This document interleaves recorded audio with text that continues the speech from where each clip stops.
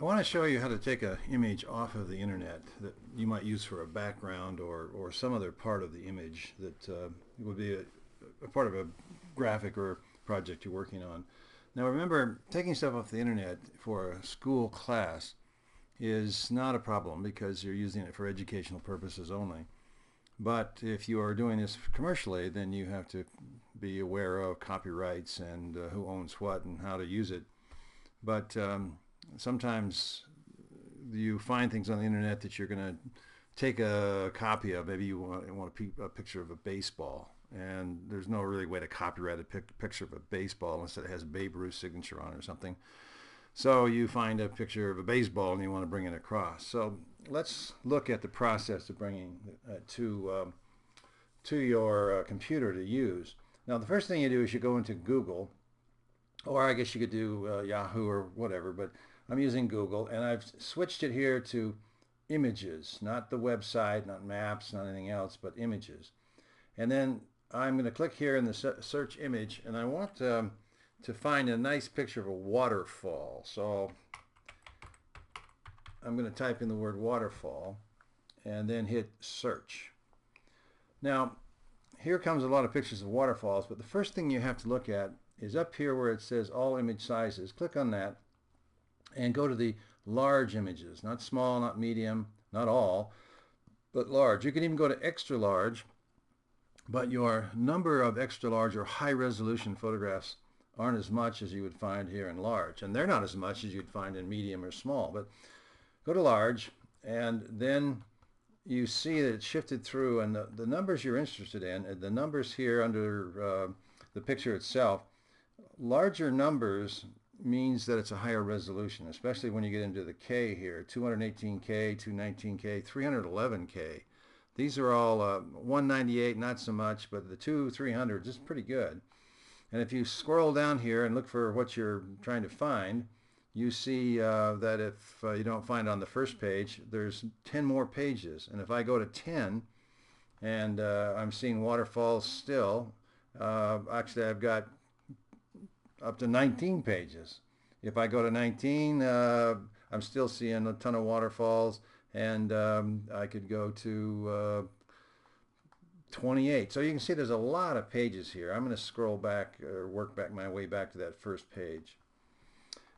Everything that has the word waterfall in it with a key to the internet, waterfall, waterfall, waterfall, shows up. Amazing waterfalls, signpost to the waterfall, anything that says waterfall is going to be a key here. So let's just scroll down and say, oh, there's looks like a picture I want. It's a now remember, this is a vertical, and you're probably looking for a vertical image.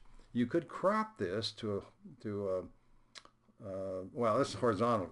You could crop it to a vertical if you wanted to, but let's just say this is the picture you think that's going to work best for you. So you click on the picture itself. It opens up here as another thumbnail, and it shows you the place on the site on the web where there seems to be other waterfalls here, and it says free screensavers. That's an interesting thing, but a lot of waterfalls. Well, I'm going to go back to the one that I saw here, and I'm going to say see full size, and it's going to be pretty big numbers here. Click, click, and there it is, the full size. Now this picture was taken with a time-lapse photography. The water is a little wedding veil like because it's taken, the lens was left open a little longer, and so there's a bit of a fuzz going on there, and that's not uncommon with waterfall pictures, but let's say we like that. So I want to process this now to bring it into use in my project.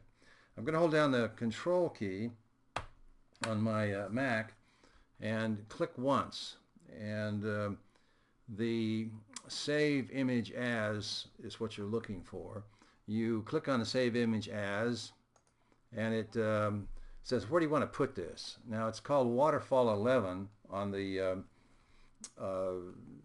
nomenclature that it's coming from. You can leave that as Waterfall 11, or you can blue out the back part of Waterfall and just make it Waterfall. I like to go _1. Maybe I'm going to have 2 or 3 or 4 waterfalls. And I don't know the name, I don't know the place, so Waterfall 1 describes it. I'm going to put it on the desktop as opposed to any other places here.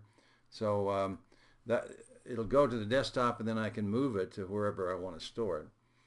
And and I just hit save, and it's there on the desktop. Now I'm going to move my Safari out of the way and click back on Finder and say hide others. That means that Finder is going to go away, and here on my desktop is Waterfall 1. All right, I take that and drag it. Already got Photoshop open. I just drag it to my Photoshop logo down here, and it opens it up in Photoshop. And I've got the rulers are open, and I'm going to widen my image here a little bit. Now, there's the picture, but it still has to be processed. Notice the first thing I do, come over here where it says background, click. That's going to give me a name, and I'm going to put waterfall. And that's just because it takes it out of being background and locked. Now, I'm concerned with size, so I'm going to go up to image and say image size, and it'll tell me what it is right now. It's 16 by 11 by 72 resolution. I usually have everything around 7 width or 7 height. Now notice they're locked together over here. They're chained and locked, meaning if I go to the width and say, give me the width, just click on the word width and it blues it out. And I say, give me that as 7. It automatically sets it up at 4.667, which would be the proportionate as to what it was locked to before. Resolution, I don't want it 72. That's the common denominator for internet. I want it to be at least 400, which gives me a bigger resolution. Now, if the image coming across was smaller than those big numbers there, then I'm going to get a bad picture or not a very high resolution. But at going at 400, and now I've come here, OK, it's going to change all that. And see, it got quite a bit bigger because I've added more to it by saying the resolution was higher. So to my navigator, I'm going to bring it back down to size. It's workable. OK, now I've got the image size right and the resolution right. I'm going to look at the coloration a bit and see if this is what I actually need as far as it's too dark, too light. I'm going to go to image and adjustment. Now I need to go to brightness or levels. I'm going to go to levels first. And levels shows me the box. The black mountain thing here is the electronic footprint of this picture. This is the dark tones, the medium tones, and the light tones. The dark tones and the light tones are all encased in there. There's no white space. I can just take this medium tone and take it a little bit to the right. If you go way right, it really lightens it up. If you go really dark, that's not good either. But I'm going to go to the right just a little bit and bring a little more information out of these dark areas. See, I'll get a little more lighter. Back in here, you see more detail here. So just a bit of a touch and put it in place. So I've got that, and I say, okay, I've got my picture now, the right density, the right light, and then I can say it's usable. I'm going to now go and say File, Save As. I want to save this image. Now it started out as a JPEG. I'm going to save it, and it changed to Photoshop because in working it, sometimes just by working at a minor thing, it will change itself automatically to a Photoshop document. But if you come here and it doesn't say PSD here, it says JPEG, then change it to a Photoshop. So it says Photoshop here, and you'll get the PSD nomenclature there, and it's going to go again to the desktop. And so I hit save and OK that, and then if I go back to let's move over and find click back here on the Finder and then say hide others. Here's Waterfall 1 PSD. Now this was the JPEG that I brought over. This one was what I brought over. It's a JPEG document that I've now converted to a larger, more resolution, and a Photoshop document.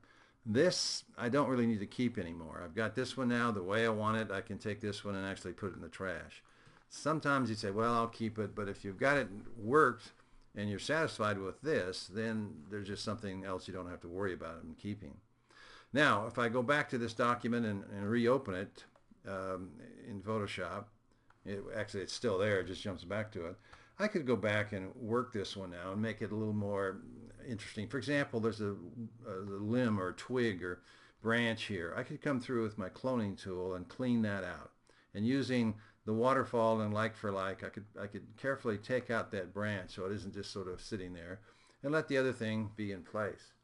I could continue with this picture and add more layers and take information for, maybe I've cut out a couple, a man and a woman, and I could put them, cut out all their background and just set them here in front from their knees up. You know, I don't see what they're standing on because then you don't have to worry about connection to the ground and shadows. But if the lighting is similar and everything works, I could put people standing here, maybe put them right in here so that you still see the waterfall coming down, and maybe there's some lettering that goes up in here.